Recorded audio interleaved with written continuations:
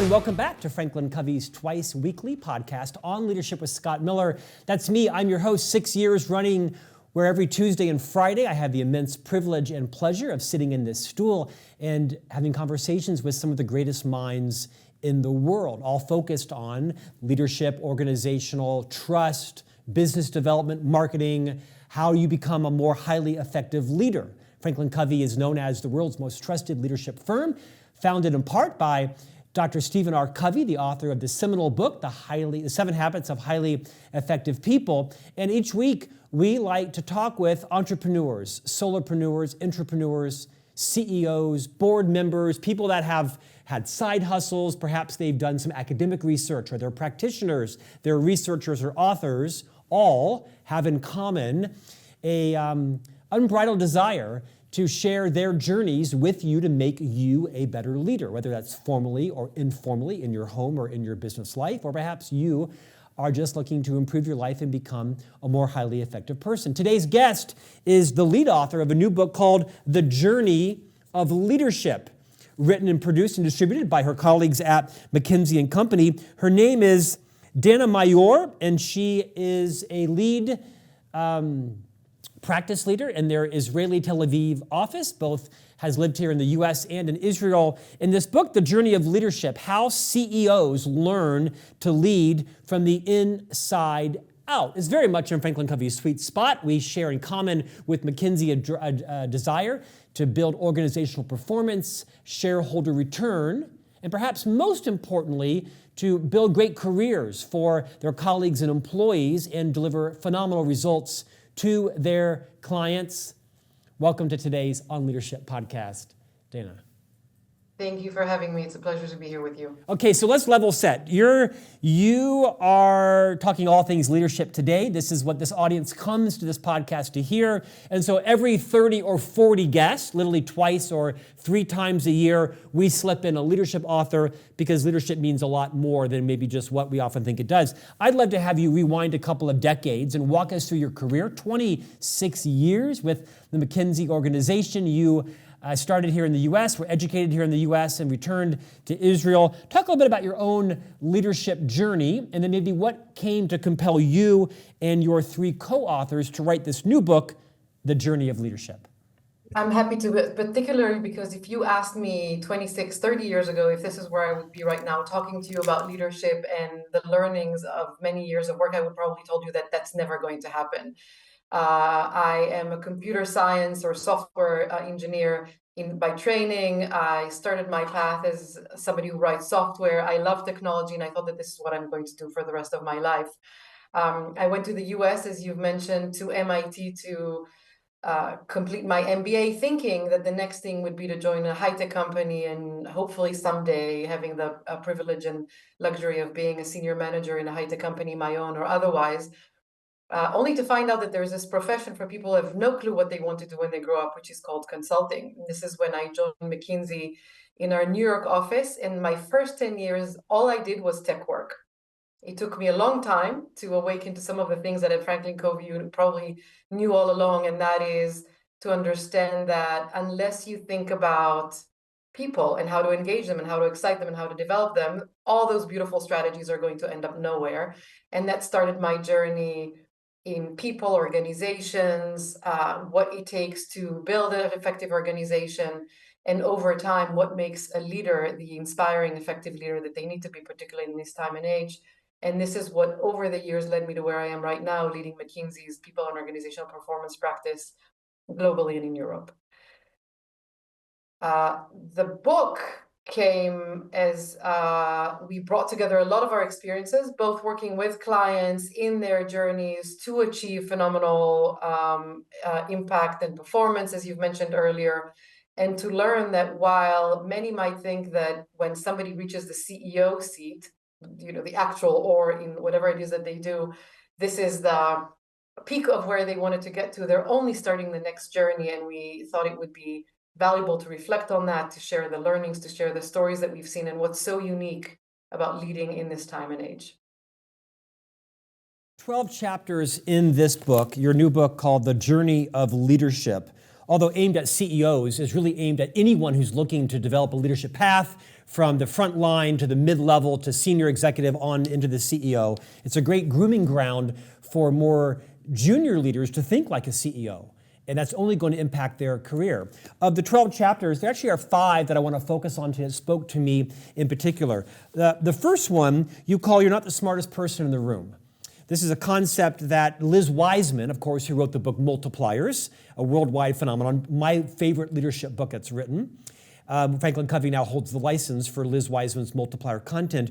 But she very much talks about, in order to become a multiplier, your job is not to be the genius in the room, but to ignite and extract the genius of others in the room. Why did you choose to open with the similar concept, the first chapter being you're not the smartest person in the room, when I bet you a lot of CEOs earned their way into thinking they are?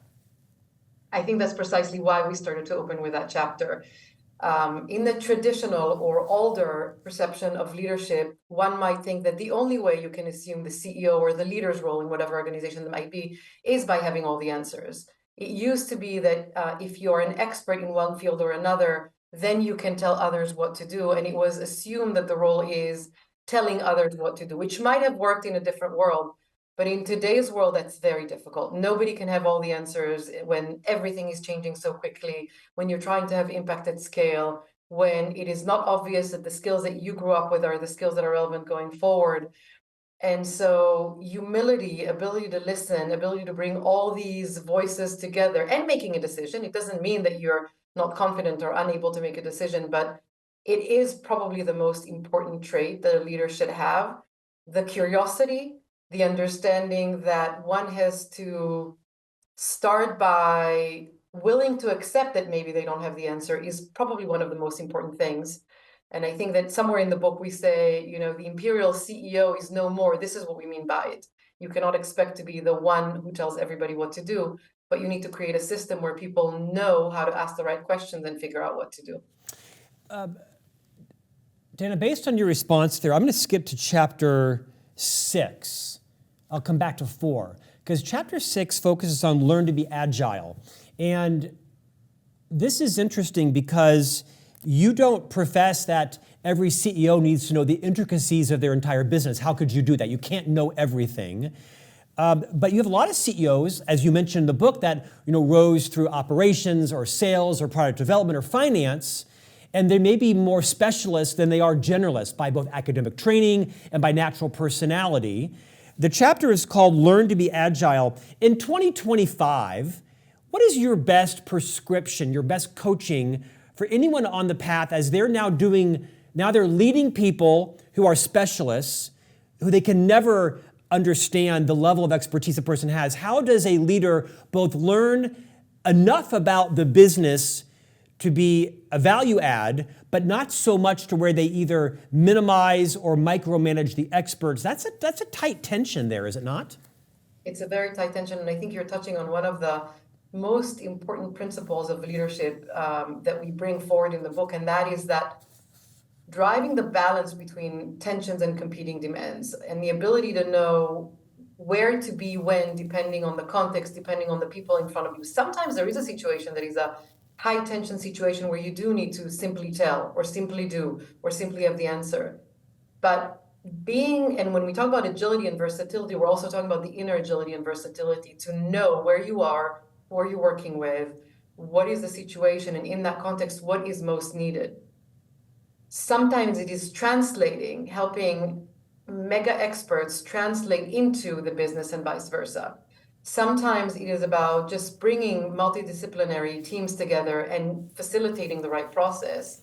Sometimes it is about having the answer, and maybe it's a field that you have the answer. And so for me, the biggest thing is to keep that mindset of curiosity that we also mentioned in the first chapter and know how to learn, how to ask questions, and how to bring it all together, and having that versatility to be able to bring different flavors of yourself as a leader, but also knowing when you do not have that and bring other people into the mix. So I think this is what we talk about when we talk about agility, versatility. Of course, there's a versatility of content and agility of content. And if all you've done was cost management, then maybe you want to try other things, but that's not what we push for in this chapter, what we push for is that inner versatility and the way you engage with others, versatility.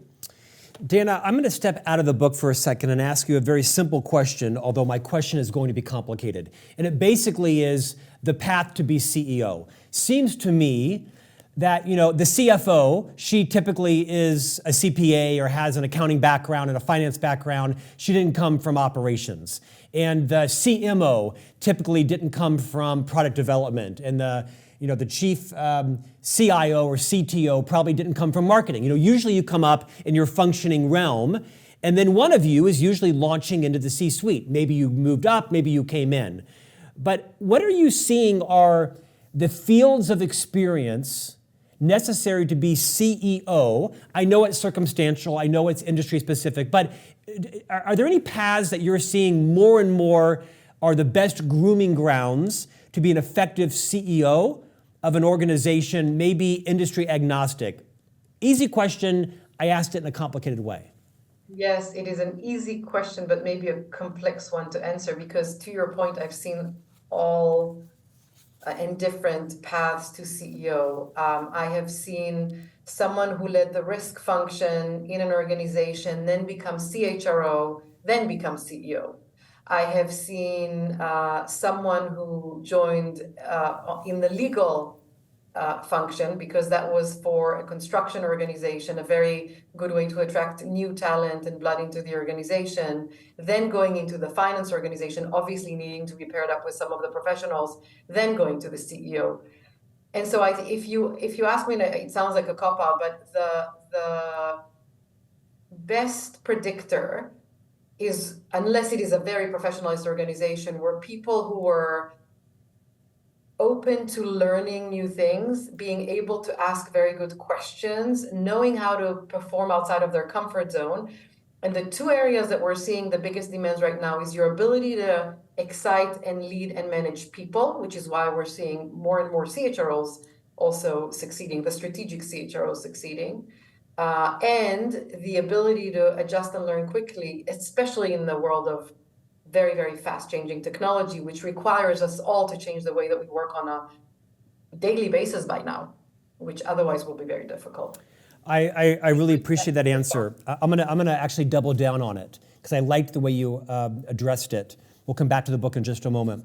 Last year, one of my favorite interviews was with the now former chief learning officer of Microsoft. He originally was over their acquisitions, had done billions of dollars of acquisitions, became the chief learning officer, and I think now has actually left the firm after decades. And I asked him, I think his name was Joe Whittingham. I have that close, if not accurate. And I asked him, I have 3 sons. My wife and I are raising 3 sons, 10, 12, and 14. And like I asked many of our guests, what are the skills my sons need to master in order to be successful in the business world? And he surprised me, because usually everybody talks about empathy, interpersonal skills, reading the room, understanding the power, and he didn't answer any of those. He said, and I'll loosely quote, the ability to discern fact from fiction, the ability to understand what is true and what is not true. Obviously, he is speaking about lies and trolls and fraud and deception. And he basically said it's the ability to have the maturity to take a step back and say, do I have the full picture? Is what I am reading accurate? Did the CFO really email me and tell me to wire $800,000 to this vendor? Should I check my ego and get somebody else to clarify this? Am I humble enough to say, hey, is this true? I'd love to have you talk about that, because you have access to some of the greatest leaders in the world, greatest companies, and I'm guessing you're seeing an increase of misinformation, disinformation, levels of trust. I'm guessing it's going to explode with AI. Take that anywhere you'd like to go, including refuting it or validating it. Where do you see that skill fitting in to the role of a leader on his or her path to the C-suite?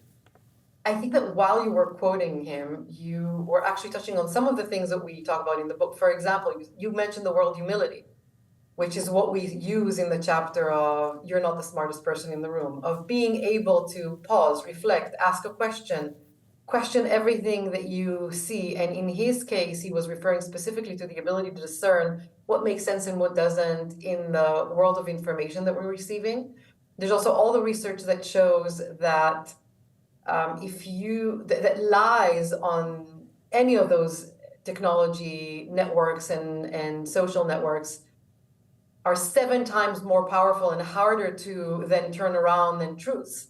So of course we need to have those mechanisms as leaders to sanity check ourselves. And this is where I actually go back to people. I think it's not only your ability to discern whether that's true or not, it's also your ability to build the networks of people that you trust and the ability to bring those together when you need to make a decision and listen to the different voices and not forget that while the machine can do a lot for us, the context, the questions that you're asking, the ability to translate that into something that will excite others is going to be critical for a leader, which is somewhat aligned with what he said, but not one-to-one, not exactly. Well, I think it's an insight that you share around, not so far out, robots in quotation marks are going to be doing a lot of the hard work, and AI will be doing a lot of the intelligent thinking, and people will be leading the vision and relationships and the societal aspect of organizations. And so our interpersonal skills will be probably more valuable than ever, a better commodity than ever when it comes to our value prop, right, to stay employed in organizations.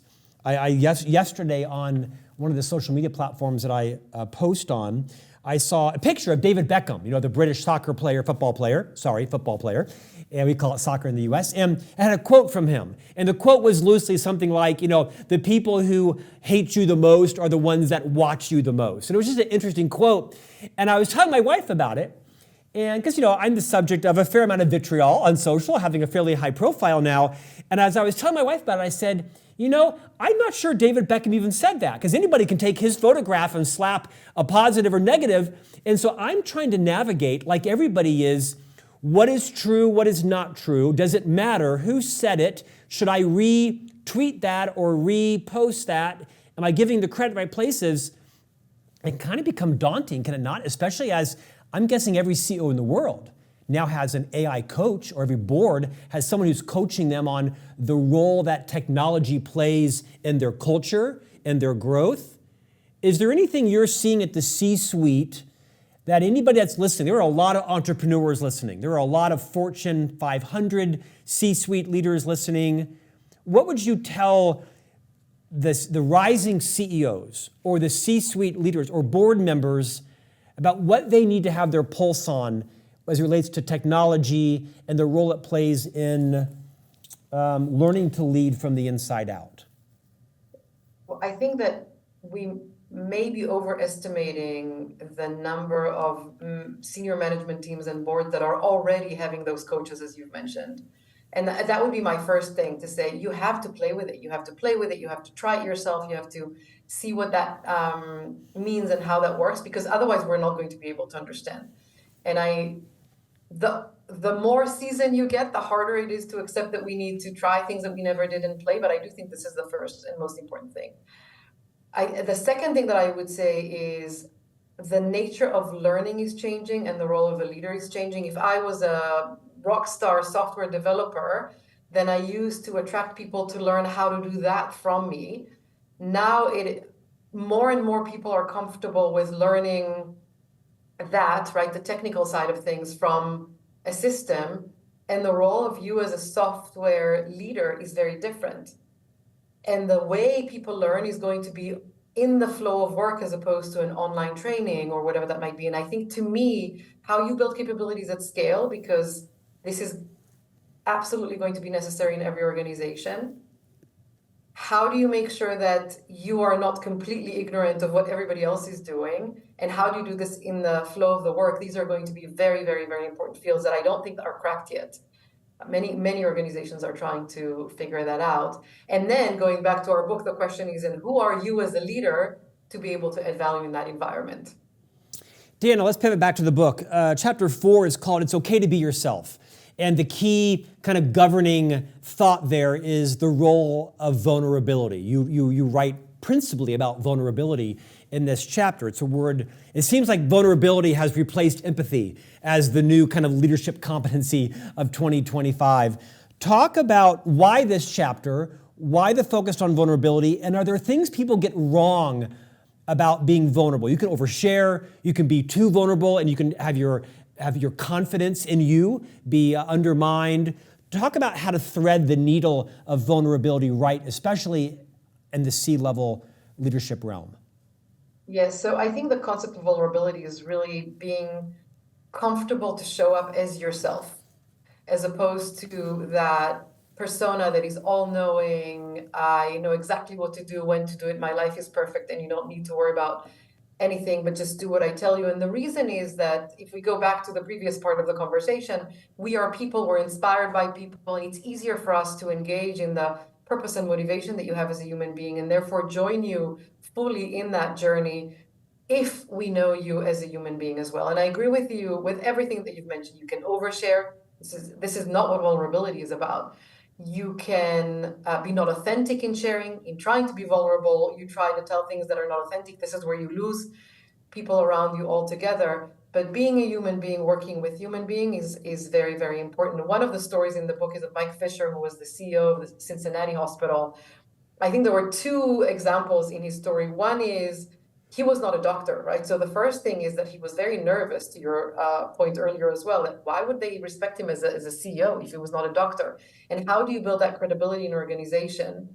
And the second part, which had to do with vulnerability, he was a very professional, very capable CEO who at some point, unfortunately, and he shares this in the book, which is why I can share it here, was diagnosed with cancer, and he had to step away for a few months to recover. And the question is, well, what do I do? And his natural inclination was to do nothing, say nothing, just disappear. And obviously that's not productive.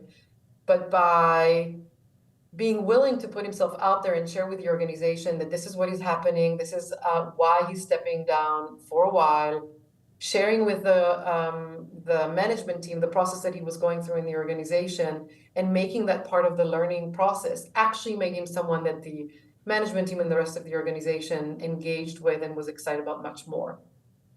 It does not mean that this is your support group. It does not mean that you're not confident. It does not mean that you don't dare to take on challenges, but you do dare to show up as who you are, and therefore also your passion and enthusiasm comes through powerfully and not in some robotic fashion.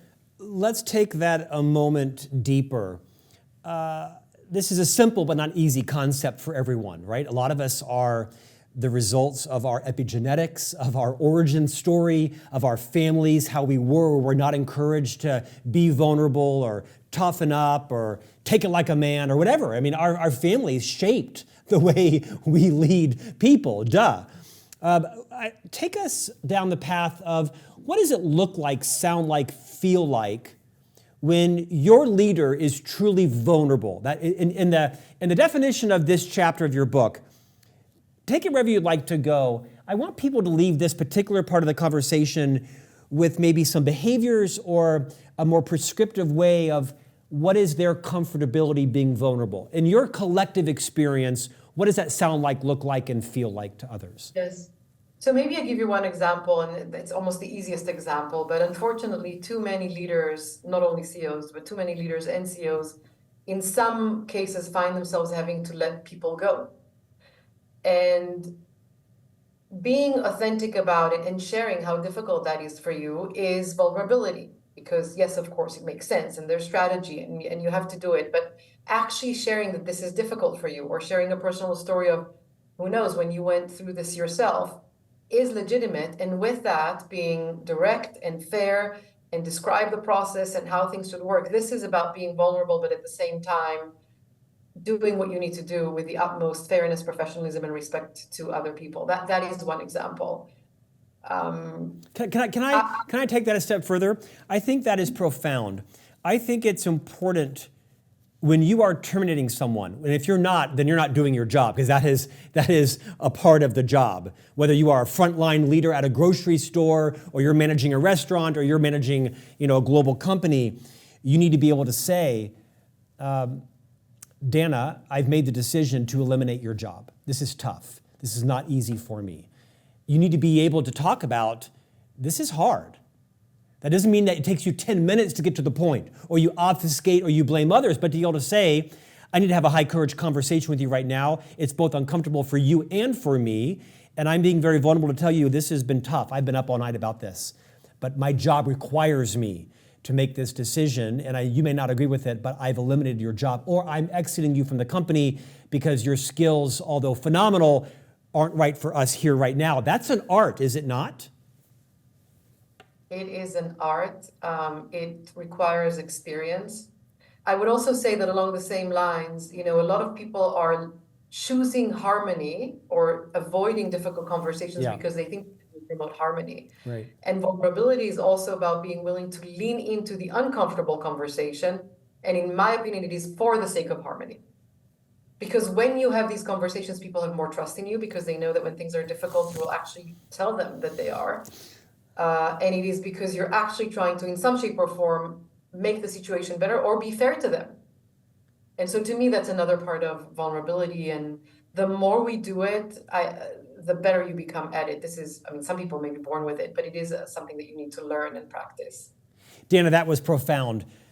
Kim Scott, as you know, wrote this phenomenal book, Radical Candor. And in Kim Scott's book, her 4-box model is that the opposite of radical candor is what she calls ruinous empathy, which is where a lot of CEOs and leaders find themselves because they, unlike what you just said, have a predisposition to harmony or conflict avoidance. And what you just said is profound. I want you to repeat it again because you connected sort of courage and vulnerability and high courage conversations to harmony. Repeat that sentence so everybody has it seared in their psyche. Well, I will do the best that I can to repeat myself. What I was saying is that people quite often choose harmony, not realizing that having the difficult conversation is for the sake of harmony. That when you have the difficult conversation, you generate trust. People know that you will tell them how things are as they are, and therefore they can trust you when you say the good things. And as a result, through taking those difficult conversations, through showing the vulnerability, you're actually building the harmony that otherwise you might have compromised. Beautifully said. I love this concept because I'm a fairly courageous person, if you can't tell, and I do not shy from conflict. In fact, I have a lot of my friends and colleagues and my wife that will say, no, you love conflict. You are like a conflict-seeking missile. And I say, no, I don't love conflict.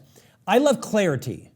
And I like clarity more than I like ambiguity. And therefore, I need to find myself in an appropriate level of conflict in order to create clarity, another word for harmony in many cases. And so I think it's a valuable lesson that you also teach in your book. Let's end with what is my favorite chapter. Number 10, everyone keeps things from the boss. And it's a great chapter. I think the book is worth it just for this chapter alone. And in this chapter, you talk a lot about triggers. Not just your own triggers, but the triggers of your leadership team, your executive level team. Take us home with the insight behind everyone keeps things from the boss, and how do bosses, leaders better learn the triggers of their teams that quite frankly make them lying to you. I tell people all the time, if your team is lying to you, shame on you, because you've not created the culture and the environment for them to tell you the truth. Absolutely. I think one of my favorite top team exercises is when we actually sit together, CEO and team, or leader and their team, and have each and every one of the people around the room talk about what is my trigger when I'm being lied to. People told me when I feel like I'm disrespected. Everybody has their own trigger, which immediately moves you into the under the line. I'm sure you know this model as well, where you're no longer creative, you're defensive, everything is a struggle. But when you have this conversation, when each and every one of us recognizes your trigger, we know how we know. Some people get red, some people get impatient, some people get warm, whatever that might be. And also talk about what is that we each need to get back into the productive and creative space from that triggered state. It's one of the most productive conversations that we have as a team. It also creates a common language among the team members. And in one of my client situations, 3 hours later, they found themselves sliding right back into the same situations and types of conversations, but suddenly they could name it. and they knew what they're doing to each other and they could work with it. So to me, this is one of the favorite questions and exercises to do together as a top team, understanding your own triggers as a leader so that you know when you're being triggered and being unproductive and defensive and fighting over turf or whatever that might be. And what are those in others, and how do we bring each other out of those triggered states so that we can be creative and productive together? I love that. What are your triggers? When things are very slow, I just go crazy. When I feel that I need to repeat myself 5 times, either because it means that I'm not listened to or because it means that I'm not being understood.